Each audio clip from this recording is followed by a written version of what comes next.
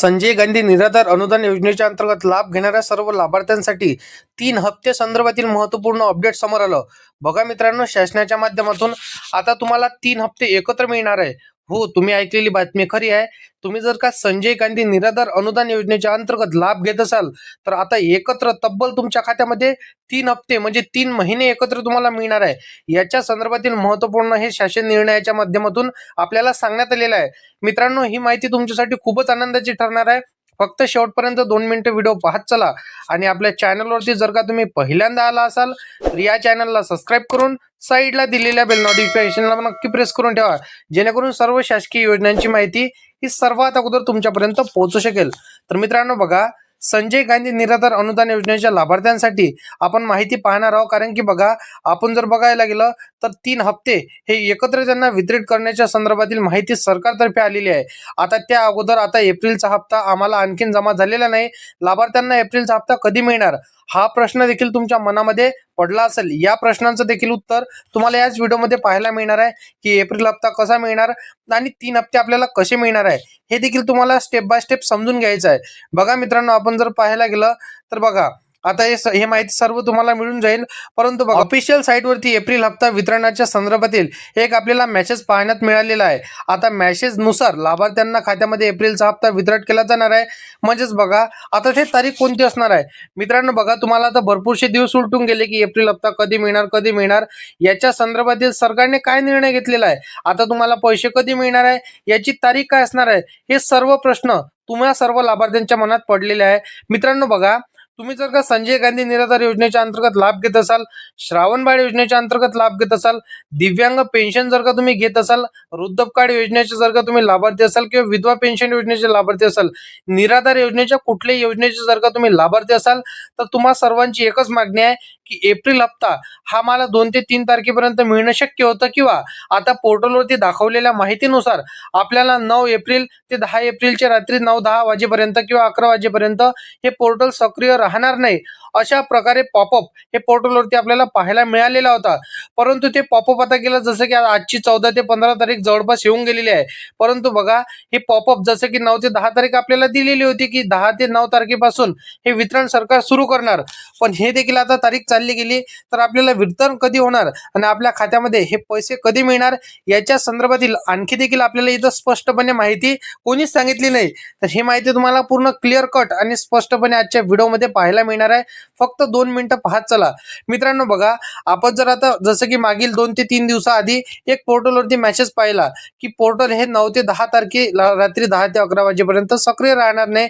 बघा, मग आपल्याला वितरण अजूनपर्यंत झालं नाही, परंतु प्रत्यक्ष आपण लाभार्थ्यांच्या खात्यामध्ये पैसे जमा होण्यापूर्वी तो मेसेज इथं खूपच जसं की गरजेचा होता. पहा, एप्रिल हप्त्या संदर्भातील इथपर्यंत माहिती सर्वांना समजली. परंतु इथून पुढे आता 3 हप्ते आपल्याला कसे मिळणार हे देखील आपण समोर समजून घेणार आहोत. फक्त पाहत चला. मित्रांनो बघा, संजय गांधी निराधार अनुदान योजनेच्या अंतर्गत लाभार्थ्यांना, दिव्यांग लाभार्थ्यांना म्हणजे मात्र 9 ते 10 एप्रिलच्या दरम्यान हप्ता वितरणाची प्रक्रिया इथं सुरू करण्यासाठीची जी पूर्वी तयारी असते, ते प्रोसेस असते, ते या ठिकाणी आता जसं की लागू होण्याची सरकारने सांगितली होती. परंतु मेसेज आला नव्हता. म्हणजेच बघा, 9 ते 10 तारीख चालली गेली, परंतु त्यापूर्वी किंवा त्याआधी इथं काहीच अपडेट आपल्याला मिळालं नाही. मित्रांनो बघा, आता एप्रिल हप्त्याची तारीख अजूनपर्यंत आलेली नाही. नेमका एप्रिल हप्ता आपल्याला कधी मिळणार हे प्रतीक्षा तुम्हाला लागलेली आहे. आणि स्टार्टिंगला मी तुम्हाला सांगितलं की तारीख देखील सांगतो आणि तुम्हाला 3 हप्ते एकत्र मिळणार आहे ते देखील सांगतो. मग आता तुम्हाला 3 हप्ते कसे मिळणार आणि ते तारीख कोणती असणार आहे ज्या तारखेला आपल्याला पैसे मिळणार आहे. मित्रांनो बघा, सरकारने सांगितलेल्या माहितीनुसार तुम्हाला टेम्परवारी दिव्यांगांना इथं आता इथून पुढे हप्ता मिळणार नाही असं स्पष्टपणे त्यांनी सांगितलेलं आहे. त्याचबरोबर पुढचा 3 जसं की महिन्याचा सुद्धा इथं लाभ वितरित केला जाणार आहे. म्हणजेच बघा, 3 महिन्याच्या दरम्यान तुम्हाला टेम्पररी दिव्यांग बांधवांना, जसं की परमानंट दिव्यांग बांधवांसाठीचा म्हणजे तुम्हाला बघा सुद्धा इथं कार्य केलं जाणार आहे. म्हणजे अतिशय आनंदाची बातमी तुमच्यासाठी असणार आहे.